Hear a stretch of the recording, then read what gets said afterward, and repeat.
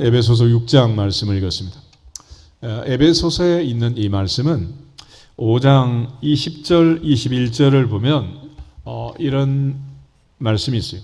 범사에 우리 주 예수 그리스도의 이름으로 항상 아버지 하나님께 감사하며 그리스도를 경외함으로 피차 복종하라. 피차 복종하라. 그래서 이제 피차에 해당되는 첫 번째가 22절 아내들이여, 그 다음에 25절에 남편들아 그랬습니다. 그리고 나서 이제 피차에 해당되는 또 하나의 그룹이 1절에 6장 1절 자녀들아, 4절에 또 아비들아 그랬습니다. 그 다음에 이제 5절을 보면 종들아, 그리고 9절에 상전들아 그랬습니다. 그래서 우리가 이제 피차 서로 복종하고 서로 사랑하고 서로 섬기고 서로 배려하며 살아야 한다. 태초에 하나님이 남녀를 만드실 때 돕는 배필 이런 이제 사명을 주어서 만들었잖아요. 그러므로 우리가 살아가는 이 세상 극도의 갈등과 개인주의로 흘러가고 있지만은 그럼에도 불구하고 성경은 피차 서로 돕는 배필로서 도우면서 배려하면서 살아야 한다라는 걸 얘기합니다. 요즘 이제 비대면 시대가 되면서 우리가 대면 예배를 이제 오랜만에 드리고 또 여러분 같이 예배 드리니까 좋은데, 그동안 이제 그 조사한 걸 보면은 비대면으로 예배를 드리는데 예배가 잘 안 된다 이런 분들이 참 많았고, 또 언제 예배가 가장 잘 드려지느냐, 그러니까 내가 섬기는 교회에서 예배 드릴 때 그때가 가장 좋다 이런 그 결론들이 있어요. 오늘도 이제 우리 성전에 와서 예배를 드리는데 항상 하나님 앞에서 우리에게 주어진 시간과 장소에서 하나님 만나는 은혜가 지속될 수 있도록 우리 모두가 함께 노력하고 또 힘쓰고 주 안에서 성령 안에서 하나 될 수 있기를 주 이름으로 축복합니다. 특별히 이제 기독교가 이 땅에 들어왔을 때 기독교는 불효의 종교다 이런 오명을 쓰고 이제 박해를 당하고 또 많은 순교자가 나오기도 했습니다. 이유는 조상 제사를 드리지 않는다. 이것이 이제 가장 큰 이유였는데, 그것은 이제 기독교를 오해한 거죠. 기독교는 5계명에 내 부모를 공경하라라는 분명한 계명이 있고, 또 이 계명을 지키는 것이 또 이 땅에서 잘되고 장수하는 비결이라고 하나님이 또 약속을 붙여 놓으셨습니다. 그럼에도 불구하고 그렇게 이제 오해를 받았던 것은 특별히 제사 드리지 않는다. 이것이 이제 문제였는데, 이거는 예수님 당시도 그렇고 모세 당시도 그렇고 오늘 우리의 마음도 그렇고, 사실 이제 부모님이 장수하고 살아계시는 것은 우리에게 얼마나 큰 복인가라는 성경의 말씀을 보면 이건 정말 복된 일이지만, 또 이제 현실로 들어가게 되면 이 또 지금 이제 대부분 또 요양원에 계시고 뭐 여러 가지 이제 양로원에 계시고 이런 집안도 많고, 또 요즘처럼 이제 가족이 아들딸이 또 돌아가면서 섬길 수 있는 집안도 있지만은 그렇지 못하고, 그러다 보니까 이제 많은 이제 부작용들이 나오는 거죠. 결국 이제 우리가 살아가는 동안 성경이 말하는 부모에게 순종해라 하는 섬기라 하는 것은 이 땅에 사는 이 짧은 인생, 부모가 살아 계실 때 이제 이게 이제 중요한 거죠. 근데 대부분 이제 조상 제사라는 것은 살아 생전보다는 이제 죽은 이후에 대한 그런 것들을 늘 이제 염두에 두고, 죽은 이후에 내가 제사상을 받아 먹어야 되는데 이렇게 말하는 좀 이상한 분들도 있고 뭐 이렇단 말이에요. 이게 이제 결국은 우리가 그동안 지내온 이 불교, 유교 여러 가지 토속 신앙 이런 정통 속에서 잘못된 이 신관들이 이제 문제가 된 거죠. 살아있을 때 부모는 이 자식도 저 자식도 서로 안 섬기려고 하는 이런 또 집안도 있고 여러 가지 이제 문제가 되고 짐이 되기도 하지만은, 죽은 다음에 왜 그러면 제사에 그렇게 목숨을 거느냐 그러면 이 조상신의 개념을 보면 결국은 살아있을 때 부모는 병약하고 늙어가고 정말 힘들고 섬기는데 여러 가지로 고생이 많잖아요. 그런데 돌아가신 부모는 이제 신이 됐다고 생각하는 거예요. 이제부터는 생사 여탈권을 가지고 축복과 저주권을 가진 신이 된 거예요. 그러니까 이제 살아있을 때 안 섬긴 자식일수록 겁이 나게 생겼잖아요. 그러다 보니까 이제 거기다 목숨 걸고 이제 이러고 있는 거죠. 근데 그거는 말도 안 되는 얘기고, 하나님께서 태초에 사람을 창조하시고 생기를 불어넣어 생명이 되었어요. 생기가 떠나가면 육체는 흙으로 돌아가고 영혼은 하나님께로 가는 거지 조상신 이런 건 없단 말이에요. 그래서 부모를 섬기는 것은 이 땅에 살아있는 동안 섬기는 것입니다. 근데 예수님 당시에도 이제 그런 개념들이 있었어요. 이 마가복음을 한번 찾아보시면 좋겠습니다. 마가복음 7장을 한번 찾아보겠습니다. 마가복음 7장 9절부터 13절에 보면 당시 이제 바리새인들이 부모 섬김을 또 합법적으로 거부하는 편법을 만들게 되는데 그게 바로 고르반이라는 서약이었어요. 9절부터 13절을 같이 보겠습니다. 또 이르시되 너희가 너희 전통을 지키려고 하나님의 계명을 잘 저버리는도다. 모세는 내 부모를 공경하라 하고 또 아버지나 어머니를 모욕하는 자는 죽임을 당하리라 하였거늘 너희는 이르되 사람이 아버지에게나 어머니에게나 말하기를 내가 드려 유익하게 할 것이 고르반 곧 하나님께 드림이 되었다고 하기만 하면 그만이라 하고 자기 아버지나 어머니에게 다시 아무것도 하여 드리기를 허락하지 아니하여 너희가 전한 전통으로 하나님의 말씀을 폐하며 또 이 같은 일을 많이 행하느니라 하시고 아멘. 이 말씀을 보면 예수님 당시 이제 고르반이라는 서약이 있었습니다. 부모를 섬기기 싫은 사람들이 만들어낸 이제 편법인데 이게 뭐냐면 내가 가진 전 재산을 하나님께 드립니다라고 이제 서약을 하는 거예요. 그럼 부모님께는 안 드려도 되는 거예요. 하나님께 다 바쳤습니다. 그런데 이제 놀라운 사실은 자기는 또 써도 되는 거예요, 이게. 그러니까 자기는 다 쓰고 부모는 안 드리고 이런 이제 편법의 잘못된 유대인의 전통, 이게 바로 이제 고르반이라는 서약이 있습니다. 오늘날 우리가 정말 없어가지고 부모를 못 섬긴다면 그럼 어떻게 하겠어요? 할 수 없는 거지. 그렇지만 있으면서도 이렇게 이제 피해가는 이런 문제들이 이제 있는 거죠. 결국 살아 생전에 부모를 잘 섬기는 이것이 중요한 건데 우리는 살아 생전에는 잘 안 모시고 죽은 이후에 이제 늘 다툼과 문제가 이제 생기는 이런 경향이 많다는. 그래서 오늘 사도 바울이 내 부모를 공경하라, 순종하라 이런 말씀을 다시 강조하는 것은 부모가 얼마나 중요한 위치에 있는가 하는 것입니다. 그리고 부모 섬긴, 순종하는 것, 공경하는 것은 하나님의 명령입니다. 그리고 또 거기에 대한 순종하는 자들에게 주시는 약속이 또 붙어 있어요. 약속. 왜냐하면 이로써 내가 잘되고 땅에서 장수하리라. 장수와 형통의 복이 5계명에 지금 붙어 있습니다. 그런 측면에서 여기서 이제 부모를 섬기는 것, 이것은 단순히 부모 섬김에서 끝나지 않고 유대인들은 특별히 이제 돌비, 모세가 받았던 그 돌비에 첫 번째와 두 번째 두 돌비가 있잖아요. 첫 번째 돌비는 대신 계명, 하나님 사랑에 대한 계명.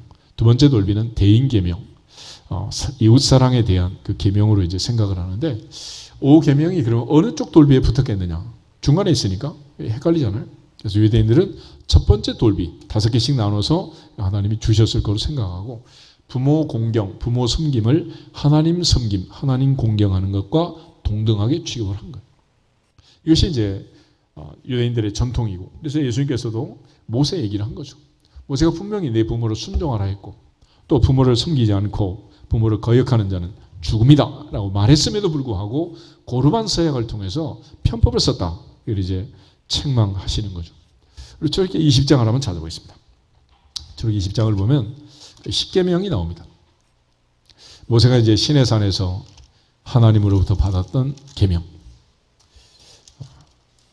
17절 탐내지 말라까지 이제 10가지 계명이 있는데 먼저 1절, 2절 10계명의 서문이 나와 있습니다. 왜 하나님께서 이 계명을 주셨는가? 1절, 2절을 같이 읽겠습니다. 하나님이 이 모든 말씀으로 말씀하여 이르시되 나는 너를 애굽 땅 종되었던 집에서 인도하여 낸 내 하나님 여호와니라. 아멘. 먼저는 십계명을 주신 시점이 있습니다. 시점. 애굽에 있을 때 십계명을 주시고 십계명 지켜라 그러면 출애굽 시켜주겠다 그렇게 말한 게 아니고 하나님께서 은혜로 독수리의 날개로 업어서 시내산까지 인도하시고 이제는 계명을 지켜라 라고 말씀하시는 거예요. 그러니까 우리가 계명을 지키고 순종하는 것, 우리가 실천적으로 하나님을 사랑하고 이웃을 사랑하고 부모를 공경하는 것은 구원받기 위함이 아니라 구원받았기 때문이다. 은혜를 받았기 때문이다. 할렐루야. 이게 이제 다른 거예요. 그러니까 대부분의 종교는 행위 종교라 그래가지고 거기다 구원을 이제 걸었습니다. 그러니까 이렇게 해야 구원받는다. 그러니까 도를 닦고 선행을 하고 적선을 하고 공덕을 쌓고 뭐 이런 일을 해야 구원받는다. 그래서 뭐 방생을 해라 뭐 여러 가지 이제 일들을 하잖아요. 근데 그게 목적이 뭐냐? 구원받기 위함. 그러나 우리는 이미 구원을 받은 것이고 구원받은 자녀들에게 이제는 이렇게 살아라라고 말씀을 하고 있습니다. 또 하나 중요한 것은 하나님께서 누구에게 이 말씀을 하시느냐? 바로 너에게 주시는 말씀. 나에게 말씀을 하십니다. To me. 그러니까 이스라엘 민족 전체를 향해서 하나님 말씀하지만은 민족 전체에게 주시는 말씀이 분명한 것도 사실이지만 한 사람 한 사람 누구에게? 나에게 말씀하십니다. 나에게. 그래서 우리가 예배 시간에 예배를 드리면서도 하나님께서 내게 주시는 음성을 듣고 나를 사랑하시는 하나님께서 나에게 주시는 사랑의 메시지를 듣고 순종하면 복이 될 줄로 믿습니다.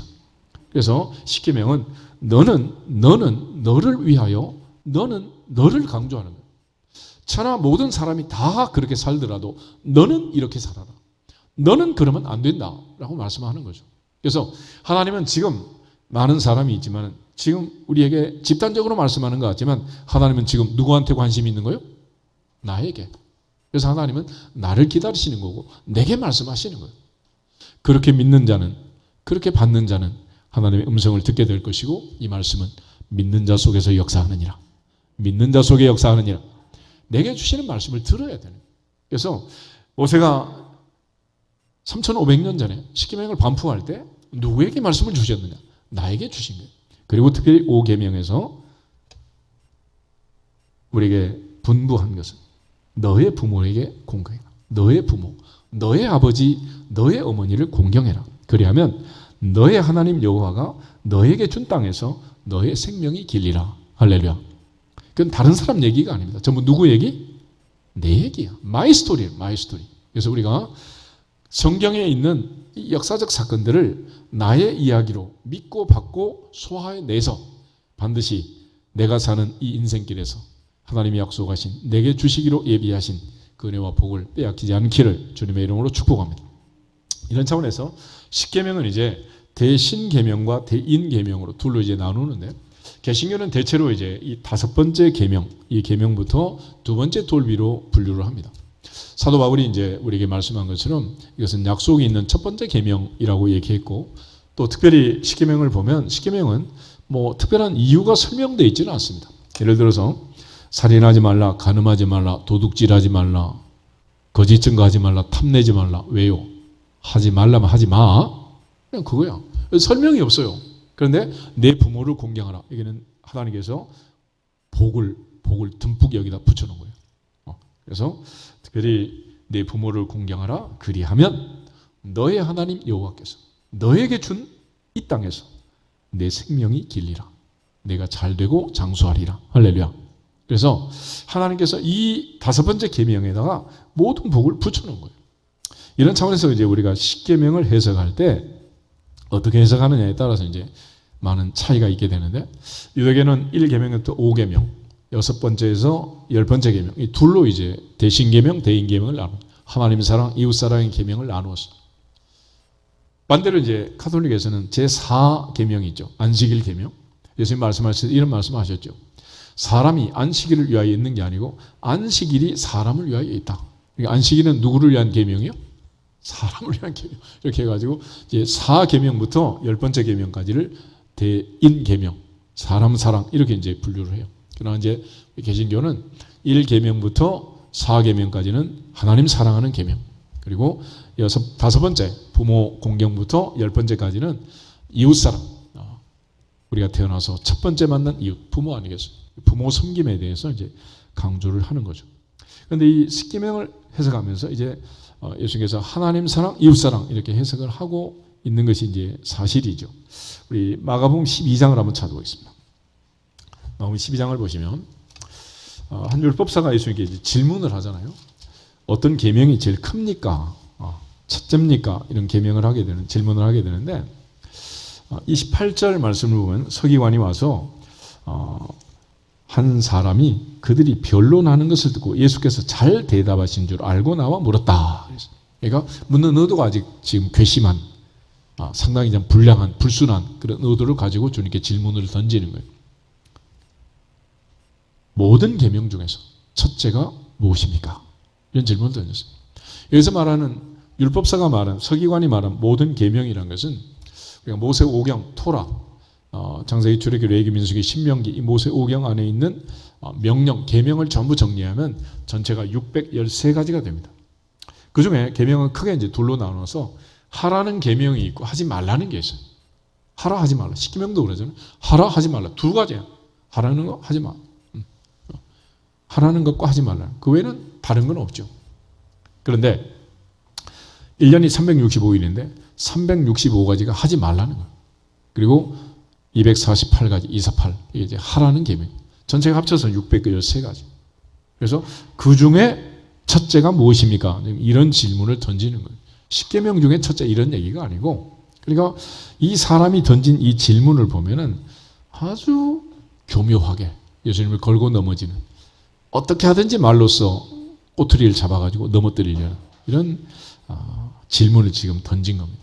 근데 예수님께서 이 전체 계명을 둘로 나눠가지고 설명을 하는 거예요. 하나님의 의도는 두 가지다. 첫째는 하나님 사랑, 둘째는 이웃 사랑이었습니다. 그래서 하나님 사랑, 이거는 뭐 하는 거냐? 우리가 하나님 앞에 예배를 드리는 거죠. 예배. 그래서 30절에 보면 마음을 다하고 목숨을 다하고 뜻을 다하고 힘을 다하여 주 너의 하나님을 어떻게 해라? 사랑해라. 그래서 우리가 이 시간 나와서 예배 드리는 건 뭐냐? 사랑을 표현하는 거예요. 사랑. 여러분, 사랑하는 사람들은 만나야 돼요? 비대면으로 얼굴만 봐야 돼요? 만나야 되는 거지. 만나지 않는 것은 지속될 수 없는 사랑이죠. 그래서 눈에서 멀어지면 마음에서도 멀어진다. Out of sight, out of mind 그러죠. 그러니까 결국 만나지 않으면 점점 멀어지는 거예요. 찬양대도 지금 한 2년 이상 안 하다 보니까 지금 마음이 점점 멀어지고 예배 시간도 점점 멀어지고 자꾸 멀어지는, 우리가 모이는 것이 중요하다. 그래서 가족들도 자꾸 모이고 이래야 이제 정이 가는 거죠. 손자도 설날, 추석날 1년에 2번만 보면 너무 좋아요? 그게 아니잖아. 그래서 만나야지. 만나요. 올 때는 좋고 갈 때는 더 좋다 그러더라도 만나야 되는 거지, 안 만나면 이게 정이 없는 거예요. 그러니까 공통의 경험이 있어야 이게 나중에 할머니 늙어서 냄새나도 할머니 그러고 안기는 거지, 1년에 2번 본 애들은 등록금만 가져가지 냄새난다고 곁에 오지도 않아요. 이게 지금 현실이야, 현실. 그러니까 우리가 하나님을 섬기는 것도 마찬가지. 늘 모이고 또 모이고. 그래서 하나님이 우리에게 시스템을 만든 시스템. 이게 뭐냐? 하나님을 만나는 시간을 정해줬어요. 유대인들은 아침 저녁 상번제를 드리고 일주일에 한 번씩 안식일 제사를 드리고 매월 초하루 월삭 제사를 드리고 유월절, 오순절, 장막절, 나팔절, 대속제일 이런 절기를 지키면서 한평생 살도록, 그래서 50년이 지나가도록 50년을 한 텀으로 이제 인생을 설계해 주신 거죠. 우리는 보통 이제 환갑 60년을 한 텀으로 이제 정한 거 아니겠어요? 그래서 모세가 강건하면 70, 80 그 연수의 자랑은 수고와 슬픔이다 그렇게 얘기했는데, 결국 이제 예수님께서 여기서 말씀하신 첫 번째 하나님 사랑, 이 바로 예배하고 하나님을 섬기는 겁니다. 같이 한번 따라하겠습니다. 마음을 다하여 찬송합시다. 목숨을 다하여 기도합시다. 뜻을 다하여 말씀을 들읍시다. 힘을 다하여 봉헌합시다. 그걸 통해서 하나님 사랑합니다. 그걸 표현하는 거예요. 표현. 그러니까 우리가 하나님께 기도하고 찬송하고 예배드리면, 우리가 하나님께 사랑을 드리면 거기서 드리는 걸 끝나지 않아요. 하나님께서는 우리에게 하늘문을 여시고 약속하신 모든 복을 또 더해 주시는 거예요. 그래서 우리가 주는 것이 받는 것보다 복이 있다 얘기하잖아요. 왜 그러겠어요? 내가 드리는 것은 작은 것이지만 하나님께서는 누룩 흔들어 넘치도록 안겨주시느니라. 우리가 받는 게 더 많아. 그러니까 애들 할머니 할아버지 만나고 오면 가져가는 게 많아요, 갖고 오는 게 많아요? 그건 계산할 필요도 없는 거 아니겠어요? 그러니까 내가 심은 대로 거두게 되는 거예요. 어떤 아이가 하는 말이 그렇더라고. 어린이날이 왔는데 엄마 아빠가 바쁘다고 대충 피자 한 판으로 끝냈대. 그래서 어버이날이 왔는데 자기도 카네이션 하나 주고 사랑한다고 대충 떼었대. 그래서 어린이날이 먼저 있고 어버이날이 나중에 있는 것은 신의 한 수다.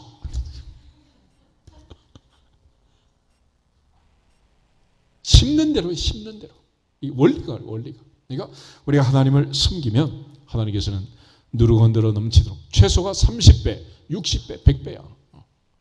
30배가 얼마요 이게? 퍼센트라면 이게 3000%. 뭐 금리 뭐 5% 올렸다고 지금 전 세계가 지금 덜덜 떨고 있는데 하나님께서는 최소가 3000%다. 할렐루야. 여기다 투자를 안 하고 말이에요. 어디다 투자를 하겠어, 어디다. 그래서 하나님을 섬기는 자는 반드시 천대가 복을 받게 되어 있습니다. 그리고 이웃을 사랑해라. 내 자신처럼, 내 몸처럼. 그러니까 부모 섬기면 결국은 내가 또 자식으로 받게 되는 거죠. 내가 부모를 섬기고 그 부모가 나를 사랑한 그를 부모에게 돌려드리는 것은 아주 조금이지만 그걸 통해서 또 내 자녀가 보고 또 나를 섬기게 되는 거예요. 신명기 6장을 한번 찾아보겠습니다. 신명기 6장을 보시면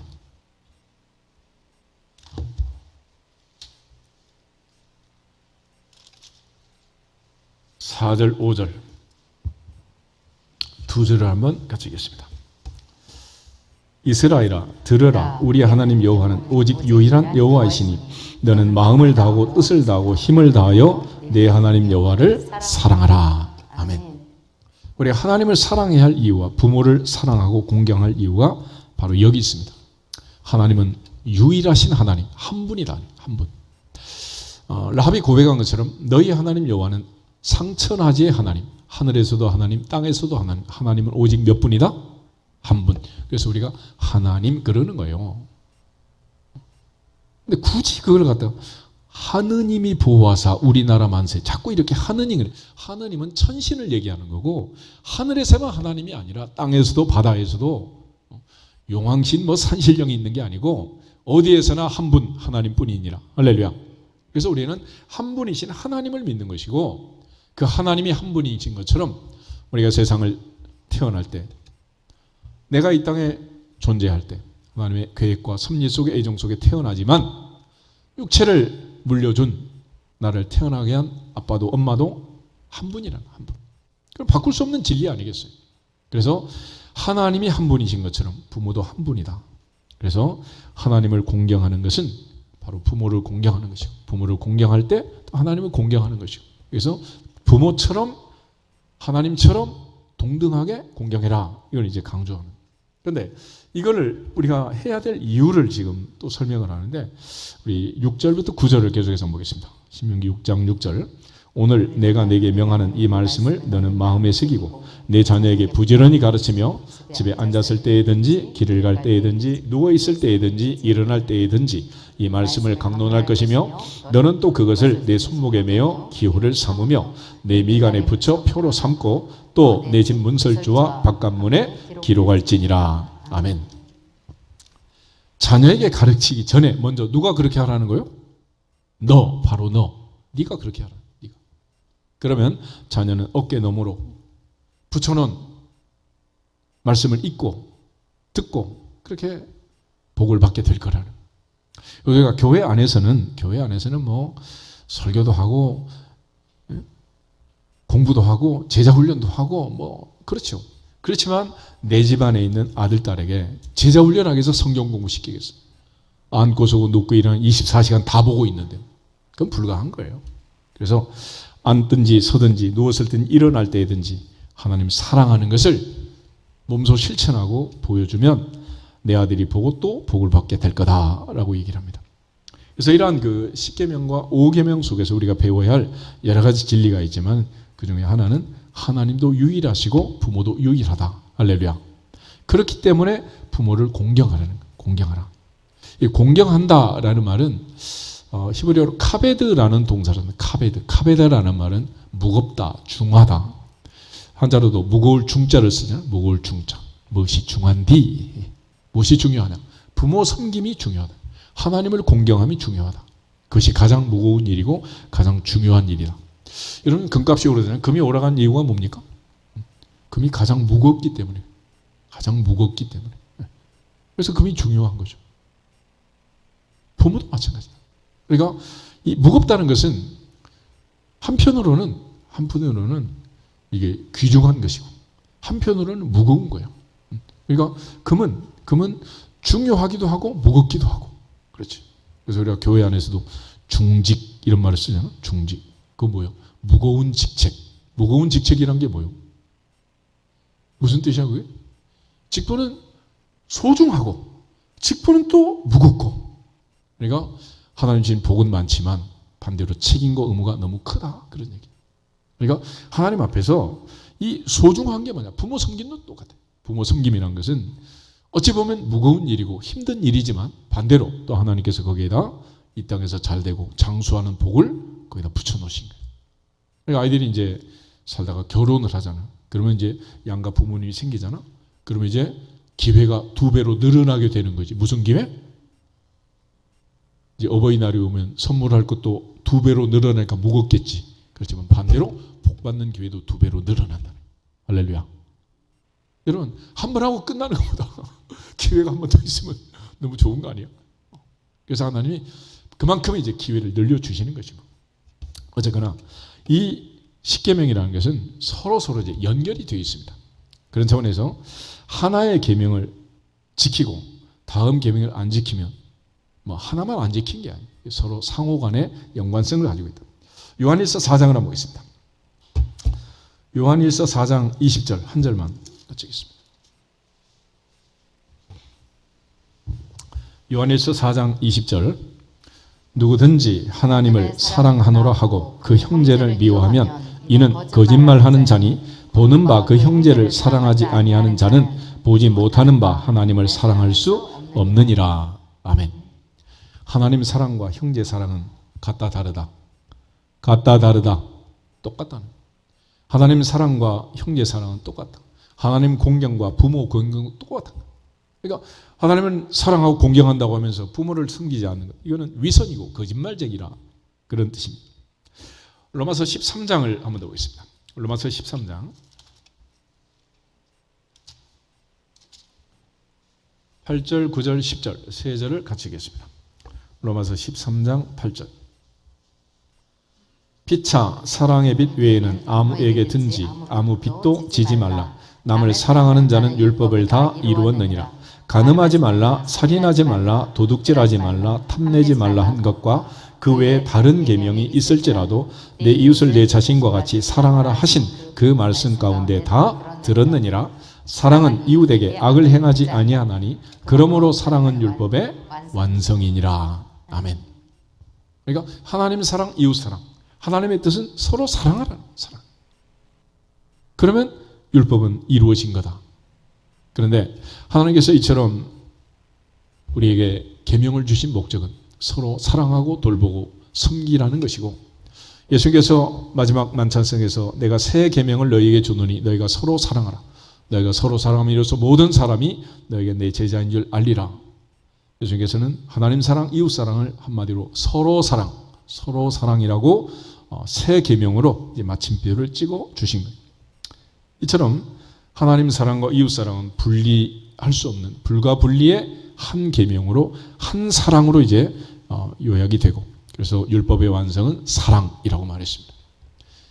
우리가 예배를 드리는 것도 하나님을 사랑하는 마음으로, 계명을 지키는 것도 사랑하는 마음으로, 무엇인지 사랑하면 어려운 게 아니에요. 사랑하지 않고 하면 책임과 의무로만 하면 너무너무 힘이 든다. 너무 힘이 들어. 요한일서 5장 다시 보겠습니다. 요한일서 5장을 보시면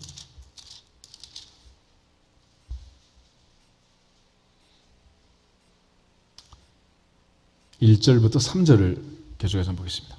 예수께서 그리스도이심을 믿는 자마다 하나님께로부터 난 자니 또한 낳으신 이를 사랑하는 자마다 그에게서 난 자를 사랑하느니라. 우리가 하나님을 사랑하고 그의 계명을 지킬 때에 이로써 우리가 하나님의 자녀를 사랑하는 줄을 아느니라. 하나님을 사랑하는 것은 이것이니 우리가 그의 계명들을 지키는 것이라. 그의 계명들은 무거운 것이 아니로다. 아멘.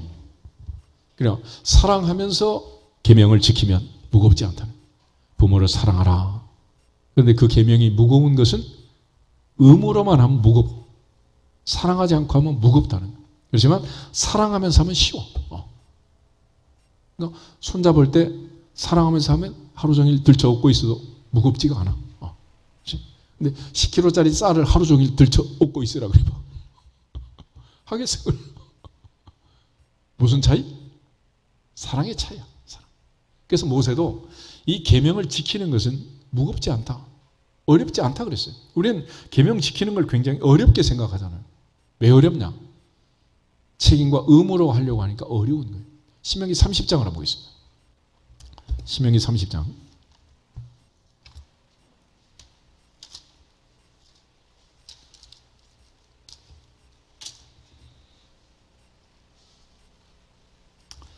(11절부터) 14절을 보겠습니다. 신명기 30장 11절. 내가 오늘 내게 명령한 이 명령은 내게 어려운 것도 아니요 먼 것도 아니라 하늘에 있는 것이 아니니 내가 이르기를 누가 우리를 위하여 하늘에 올라가 그의 명령을 우리에게로 가지고 와서 우리에게 들려 행하게 하려 할 것이 아니요 이것이 바다 밖에 있는 것이 아니니 내가 이르기를 누가 우리를 위하여 바다를 건너가서 그의 명령을 우리에게로 가지고 와서 우리에게 들려 행하게 하려 할 것도 아니라 오직 그 말씀이 내게 매우 가까워서 내 입에 있으며 내 마음에 있은즉 내가 이를 행할 수 있느니라. 아멘. 율법을 반포한 모세 역시 이거는 어려운 게 아니다. 무겁지 않다. 할 수 있다. 라고 얘기합니다.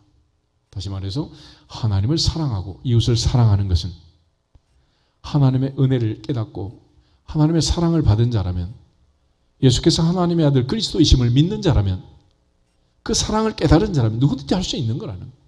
그러니까 하나님이 주신 그 사랑과 은혜를 깨닫지도 못하고 받은 적도 없는데 줘라. 그럼 얼마나 힘들겠어요. 내가 7번씩 7번 용서받은 게 사실이고 그 사실을 믿는다면 한 번 용서하는 거 쉽다 어렵다? 쉽다 어렵다. 그거 아무것도 아닌 거죠. 그렇잖아. 그러니까 우리가 사랑하지 않는 일을 하는 거는 힘들어요. 그래서 애들도 공부를 좋아하면서 공부하는 애들은 공부가 쉬워 어려워? 어렵지 않아요. 그거는. 자기가 좋아하면서 밤 낚시하는 사람들, 밤에 가서 낚시하는 거 쉬워 어려워? 즐거운 일이지.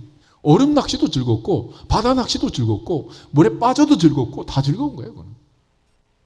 그런데 수영도 못하고 아무것도 못하는 애를 갖다가 끌고 다니면서 얼마나 힘들겠어요. 얼마나 무거운 일이냐고. 그래서 무슨 일을 하든지 하늘 꼭대기에서 하든 바다 끝에 가서 하든 내가 좋아서 사랑하면서 하는 일은 다 쉬운 거예요. 그러므로 부모를 섬기는 것도 내가 진실로 부모를 사랑하고 부모의 사랑을 깨닫고 그렇게 살면 쉽다 어렵다? 쉬운 거예요. 그러나 둘이 하나 되어 살라고 해도 서로 사랑하면 너무 행복하고 즐거운 인생이 되겠지만 사랑이 식으면 등 돌리고 누우면 지구 한 바퀴다. 동이 서에서 먼 것처럼 이는 불가능한 일이에요. 그러니까 하나님 나라 일도 마찬가지. 예수님 베드로에게 그래서 질문을 던지는 거예요. 베드로야, 요한의 아들 시몬아, 내가 나를 사랑하느냐? 그러면 해라. 그러면 하지 말라는 거예요. 그래서 뭐든지 사랑함으로. 그래서 이제 찬양대 찬양하면서도 첫 번째 기준은 뭐냐? 내가 주님을 사랑합니다. 할렐루야. 그러면 하라는 거예요. 음정밖에 하나도 안 중요해요. 남녀노소 하나도 안 중요해요. 사랑하면 괜찮아. 그렇지만 사랑하지 않으면서 하면 안 되는 거예요. 저녁에 매일같이 구제를 하고 밥상 나누기 하잖아요. 일주일에 한 번씩 밥 먹는 거 똑같아요. 내가 정말로 사랑하는 마음으로 밥상을 차리면 감사한 일이고, 책임과 의무로만 하게 되면 식당을 하지 왜 교회에서 봉사를 하겠어. 할 필요가 없는 거예요. 그러니까 우리가 무슨 일을 하든지 사랑함으로 즐겁게 감사하게 하나님께 영광을 돌리며 충만한 은혜 가운데서 살아가기를 축복합니다. 그러지 않으면 모두 다 거짓말쟁이도 위선이고 힘들어서 그건 못하는 거예요. 할 수가 없어요. 근데 여러분 보세요. 뭐든지 열심히 노력해서 하는 것은 내가 할 수 있을 만큼 하다가 이제 끝나게 되어 있습니다. 그런데 사랑하는 것은 여러분 보세요.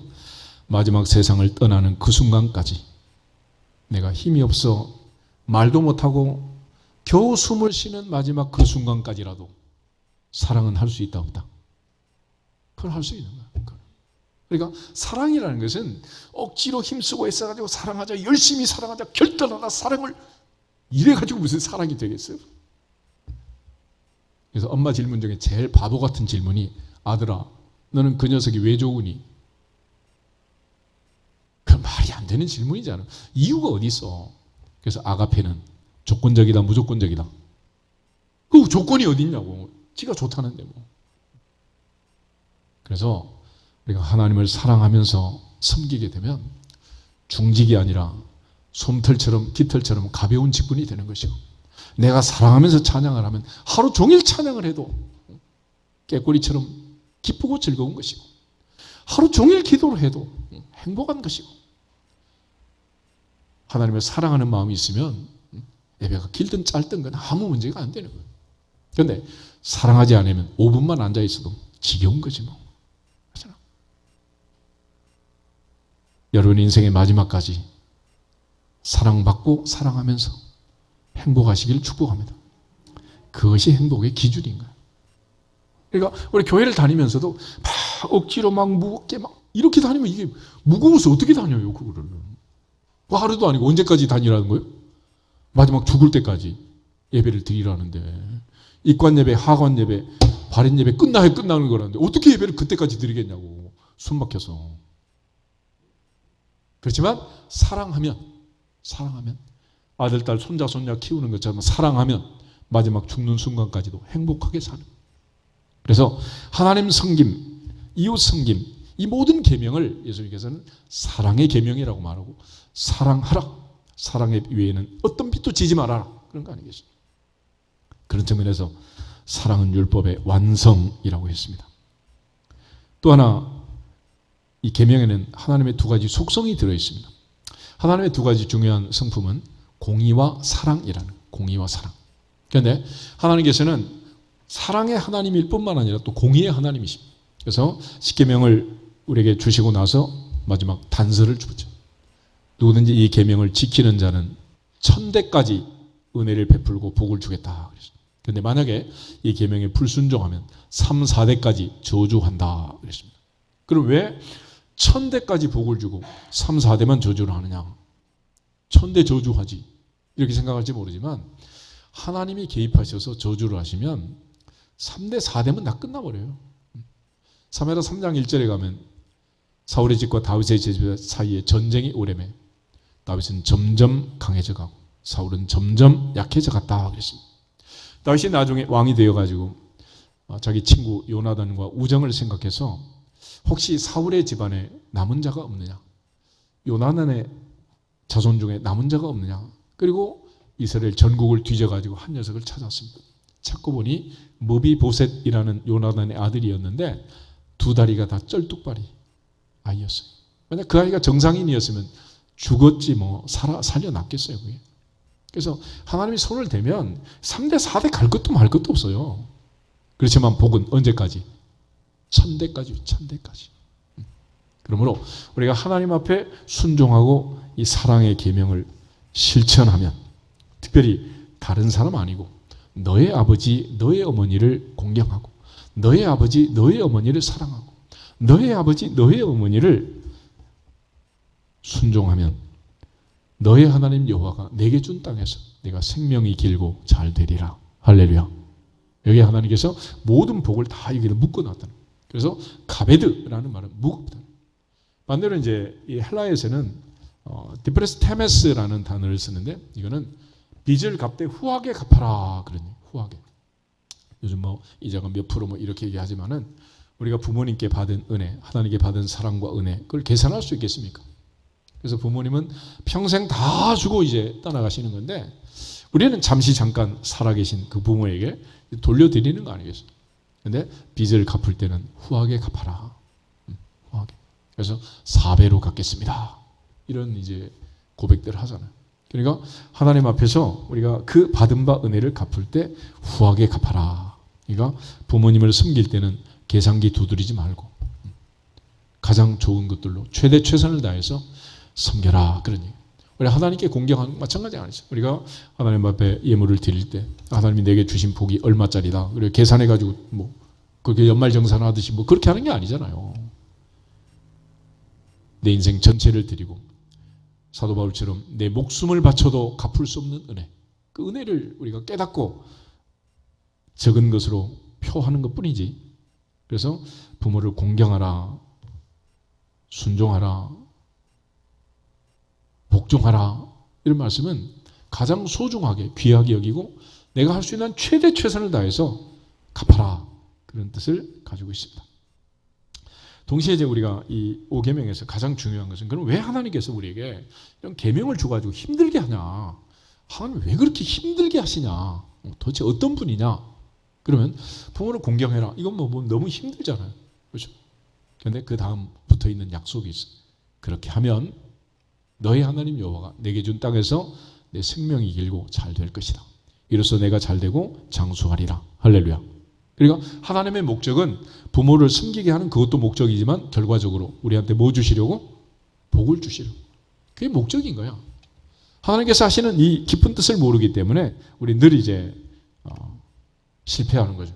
그래서 오늘 에베소 6장에 보면은 마지막 4절에 이런 말씀이 붙어 있습니다. 또 아비들아 너희 자녀를 노엽게 하지 말고 오직 교양과 주의 교훈과 훈계로 양육해라. 왜 그렇게 해야 되는 거예요?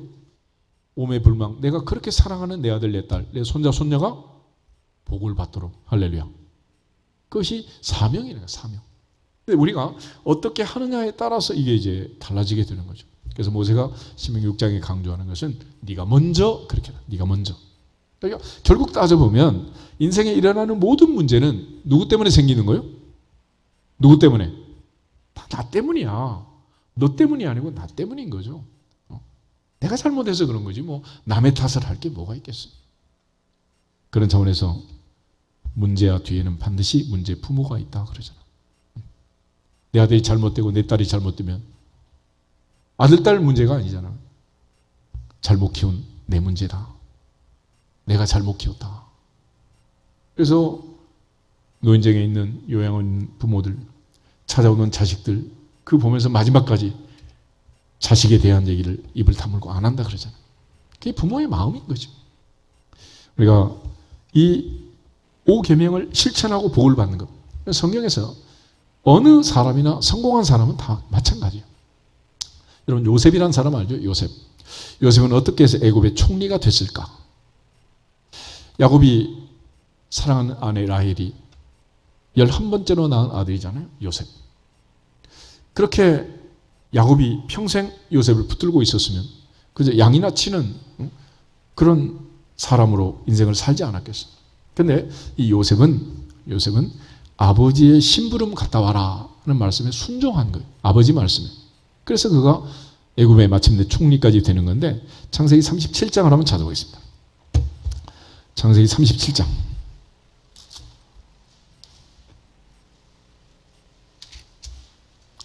12절부터 14절을 보겠습니다. 37장 12절.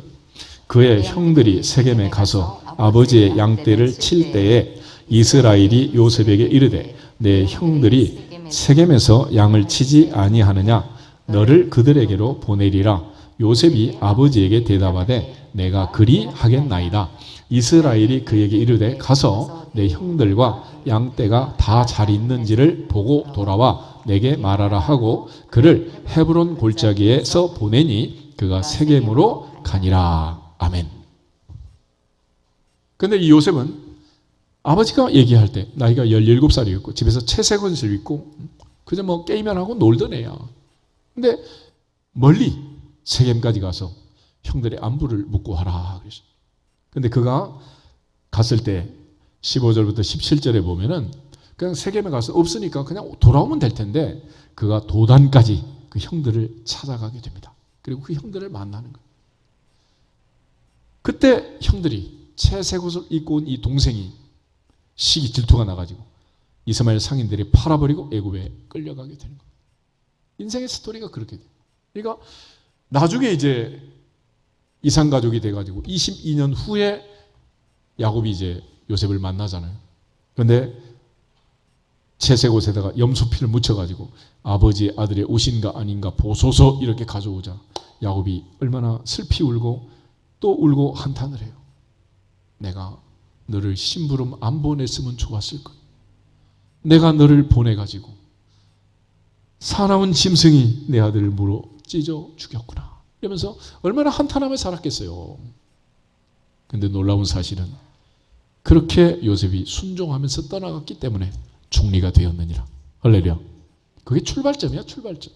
그러니까 이 아이의 가장 중요한 마음의 자세는 뭐냐? 아버지 말씀이면 순종하는 거예요, 순종. 그것이 중요한 거 아니겠어요? 여러분 사울이란 왕을 알죠? 사울. 우리가 생각할 때는 왜 하나님 사울 같은 사람을 왕으로 세웠을까? 처음부터 다윗을 세우지. 그렇게 말할 수 있잖아요. 근데 사울도 처음부터 그런 건 아니에요. 사무엘상 9장 한번 찾아보겠습니다. 사무엘상 9장 1절부터 4절.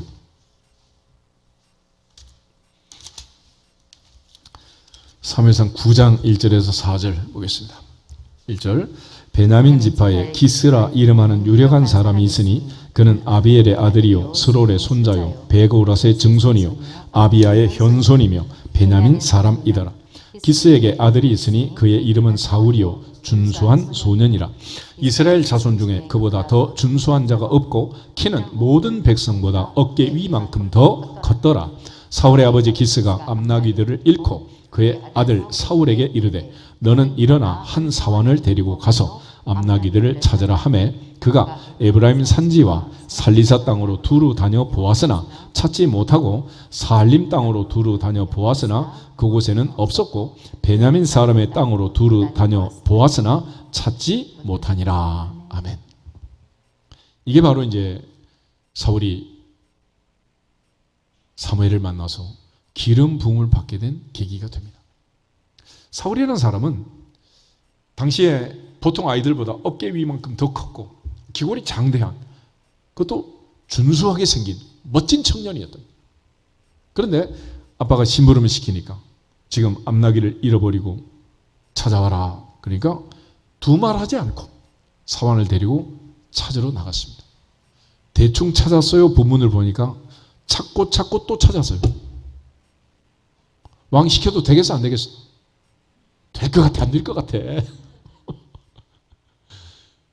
그래서 왕이 된 거예요. 그래서 사무엘이 사울을 책망할 때 왕이 스스로 작게 여길 그때 왕이 되지 않았습니까? 순종이 제사보다 낫고 듣는 것이 순양의 기름보다 낫다. 왕이 마침내 여호와의 말씀을 버렸으므로 왕도 버림을 받은 것입니다 라고 얘기를 하는 거예요. 그러니까 우리가 아이들을 보면 심부름을 시켜보면 알 수 있어. 얘가 아파트를 물려줘도 될지 안 될지 우리가 전부 테스트를 한번 해봐. 순종하는 애들은 괜찮아요. 근데 불순종하는 애들 이게 문제가 있어요. 마트 갔다 와라 그러면 더 사올 거 없어요. 그래서 뛰어나가는 애는 아무 문제가 없어요. 지금 뭐 마트 심부름 시킨 게 아니잖아요. 여러분 다윗이라는 사람 알죠? 다윗은 그럼 어떻게 왕이 됐느냐? 사무엘상 16장을 한번 더 보겠습니다. 사무엘상 16장을 보면 하나님께서 사울에 대하여 슬퍼하시고 사무엘을 이새의 집으로 보냅니다. 왕이 선발전이 이루어지고 명목은 제사 드리러 갔어요. 그런데 이새가 제사장을 마련하고 제사 자리를 만들었습니다. 그날 상황은 이래요. 누가 왕이 될지는 아무도 몰랐습니다. 그런데 누가 왕이 안 될지는 확실하게 알고 있었어요. 그래서 8번째 아들 막내 다윗은 양을 지키게 했고 나머지 7 아들은 때 빼고 광내가지고 좋은 옷을 입히고 제사 자리에 앉혔습니다. 그런데 하나님께서는 그 용모와 신장을 보지 말라. 사람은 외모를 보거니와 나 여호와는 중심을 본다. 그리고 그 7 아들을 다 택하지 않았다는 거예요. 그래서 이새에게 사무엘이 물어봐요. 우리 10절, 11절, 12절, 13절 4절을 같이 읽겠습니다. 이새가 그의 아들 7을 다 사무엘 앞으로 지나가게 하나 사무엘이 이새에게 이르되 여호와께서 이들을 택하지 아니하셨느니라 하고 또 사무엘이 이새에게 이르되 내 아들들이 다 여기 있느냐? 이새가 이르되 아직 막내가 남았는데 그는 양을 지키나이다. 사무엘이 이새에게 이르되 사람을 보내어 그를 데려오라. 그가 여기 오기까지는 우리가 식사 자리에 앉지 아니하겠노라. 이에 사람을 보내어 그를 데려오매 그의 빛이 붉고 눈이 빼어나고 얼굴이 아름답더라. 여호와께서 이르시되 이가 그니 일어나 기름을 부으라 하시는지라. 사무엘이 기름 뿔병을 가져다가 그의 형제 중에서 그에게 부었더니 이날 이후로 다윗이 여호와의 영에게 크게 감동되니라. 사무엘이 떠나서 라마로 가니라. 아멘. 여러분 이 아이는 막내였고 모든 형들은 지금 왕이 선발전에 나갔습니다. 양을 그냥 들여둘 수는 없잖아요. 그래서 막내 네가 잘 지키고 있어라. 아빠가 분부했고 형들이 지금 왕이 선발전에 나갔단 말이에요. 그러면 막내가 지금 토라지기 십상 아니겠어? 그런데 다윗은 아버지의 분부대로 양을 잘 지키고 있었고 그리고 마침내 왕이 되는 거예요. 그리고 하나님께서 기름을 붓던 그날 그는 성령의 감동을 받고 드디어 왕으로 선발이 되었습니다. 우리가 이 다윗이라는 사람을 보면 다윗은 아버지의 심부름을 너무도 잘했어요. 17장을 한 번 더 보시면 이새가 전쟁터로 심부름을 보면 전쟁터로 심부름을 보내게 되는데 17절부터 21절을 같이 한번 보겠습니다. 17장 17절 이새가 그의 아들 다윗에게 이르되 지금 내 형들을 위하여 이 볶은 곡식 한 에바와 이 떡 10덩어리를 가지고 진영으로 속히 가서 내 형들에게 주고 이 치즈 10덩이를 가져다가 그들의 천부장에게 주고 내 형들의 안부를 살피고 증표를 가져오라. 그때 사울과 그들과 이스라엘 모든 사람들은 엘라 골짜기에서 블레셋 사람들과 싸우는 중이더라. 다윗이 아침에 일찍이 일어나서 양 지키는 자에게 맡기고 이새가 명령한 대로 가지고 가서 진영에 이른즉 마침 군대가 전장에 나와서 싸우려고 고함치며 이스라엘과 블레셋 사람들이 전열을 벌이고 양군이 서로 대치하였더라. 아멘. 이 장면을 잘 보세요. 지금 심부름을 가는데 그냥 가는 게 아닙니다. 짐이 많아요, 작아요? 짐이 많아요, 작아요? 요즘 애들 짐 가지고 이모 집에 갔다 와라 그러면 가한가? 택배 붙이지 왜 그걸? 절대로 안 가지. 짐이 많든지 적든지 아빠의 명령이니까. 치즈 10덩이 거기다가 떡 10덩이 곡식 한 에바 이거만 해도 이제 무게가 얼마나 돼요. 이걸 짊어지고 심부름을 옆집에 이모집에 고모집에 간 게 아니라 전쟁터로 갔다니까. 전쟁터로. 그리고 그는 출발할 때 20절 보세요. 다윗이 언제 일어났다? 아침 일찍 일어났어. 뭐 때문에? 아빠 심부름 하려고. 그래서 하나님이 하늘에서 보시고 내가 이새 아들 다윗을 만나니 내 마음에 맞는 사람이라. 하나님 앞에 순종할 때 복이 되고 은혜가 될 줄로 믿습니다. 그래서 하나님께서 이 다윗에게 왕권을 넘기고 이것이 계기가 돼가지고 그날 다윗은 물맷돌 5을 들고 골리앗을 넘어뜨리는 엄청난 일을 만들어낸 거예요. 그러니까 하나님이 주신 은혜 속에서 너는 칼과 창과 단창으로 오지만 나는 내가 모욕하는 만군의 여호와의 이름으로 간다. 그러면서 승전을 하는 골리앗을 넘어뜨리는 계기가 된 거예요. 하나님 앞에서 순종하면 들어가도 복을 받고 나가도 복을 받느니라. 광주리도 떡반죽 그릇도 짐승의 새끼도 우양의 새끼도 복을 받느니라. 범사가 복이 되는 거예요. 범사가. 그러니까 하나님께 순종하고 부모님께 순종하는 이 자녀들을 통해서 하나님의 역사가 이루어지게 되는 거예요. 그러한 순종의 끝자락에 예수님이 있는 거 아니겠어요? 십자가의 죽음을 앞에 두고 명령하십니다.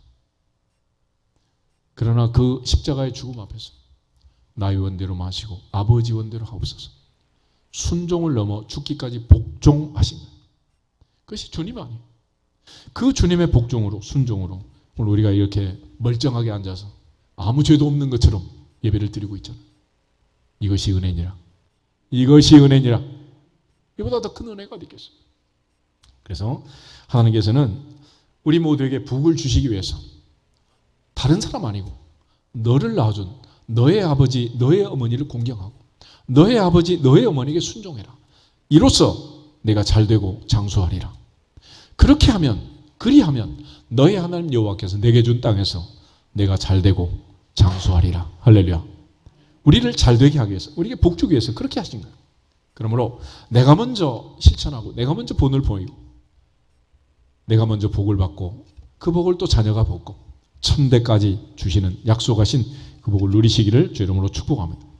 그래서 이스라엘 백성들은 아브라함이 이삭을, 이삭이 야곱을, 야곱이 12아들을, 모세가 12지파를 축복한 것처럼 제사장이 이스라엘 백성들을 축복하도록 시스템을 만드는 것입니다. 그러니까 축복의 중보자로서 하나님이 삼는 두 사람이 있는데 하나는 제도적으로는 제사장을 삼았고 한 사람은 아버지, 어머니, 부모를 통해서 자녀를 축복하는 거예요. 그러니까 부모가 인정하지 않는 아들, 딸이 세상에서 성공할 확률은 높지 않아요. 그래서 하늘의 하나님, 보이지 않는 하나님께 인정받으려고 애쓰지 말고 부모님 말씀에 순종할지어다. 거기서부터 이제 복의 문이 열리게 되는 거죠. 우리는 믿음의 조상 아브라함과 함께 복을 받는 또 그런 복된 자리에 하나님이 앉혀주신 것이고, 결과적으로 하나님이 하신 약속은 반드시 이루어진다. 할렐루야. 하나님 명령하셨고 약속을 주셨습니다. 그러므로 하나님 명령에 순종하는 자에게 하나님 반드시 약속대로 이 땅에서 잘되고 장수하도록 복을 주실 줄로 믿습니다. 성경에 성공한 모든 사람들의 스토리는 이와 같이 되어 있는, 예수님은 어려서부터 부모님을 받들어 순종했고 마지막 십자가에 죽기까지 순종했고 아버지께 순종한 것을 다 마쳤습니다. 다 이루었습니다. 라고 운명하신 거예요. 우리로 하여금 이러한 복을 받도록 매 시간 와서 예배 드리도록, 아침 저녁 상번제를 드리고 일주일에 한 번씩 안식일 제사를 드리고 매월 초하루 월삭 제사를 드리고 유월절, 오순절, 장막절, 나팔절, 대속절, 절기를 지키면서 평생을 살아가도록 우리를 무겁고 힘들게 한 게 아니고 날마다 복 주시고 아침에도 복, 저녁에도 복을 주시고 누르고 늘어 넘치도록 안겨주시려고 할렐루야 명령하시는. 그러므로 우리가 이 비대면 시대에 그동안 하나님 앞에 섬기지 못하고 하나님의 전에 나오지 못했던 것들 2배, 3배, 10배로 우리가 주님을 섬기면 하나님께서는 1000배, 1000배로 갚아주실 줄로 믿습니다. 그런 차원에서 이제 문제가 있다면 우리에게 문제가 있는 거예요. 하나님 계속 나에게 말씀하잖아요. 나에게. 그래서 성경은 뭐 복수로 집단적으로 그렇게 말하죠. 너의 부모, 너의 하나님 여호와. 그래서 나의 믿은 되신 여호와여, 내가 주님을 사랑합니다. 주님은 나의 반성, 나의 요새, 나의 구원의 뿔, 나의 피할 바위. 다윗은 늘 여호와는 나의 목자시니 내게 부족함이 없습니다. 하나님과 나의 인격적 관계를 만드신 거예요. 그러므로 오늘부터는 이 하나님의 보좌 앞에서 하나님이 내게 주신 말씀에 순종하고 내가 받을 은혜와 복을 넘치도록 받고 이어서 내 아들, 내 딸, 손자, 손녀가 대를이어 하나님 잘 섬길 수 있는 복된 가정들을 이룰 수 있기를 주님의 이름으로 축복합니다. 다 같이 주 예수 그리스도의 이름으로 순종할지어다 선포하고 기도하겠습니다. 주 예수 그리스도의 이름으로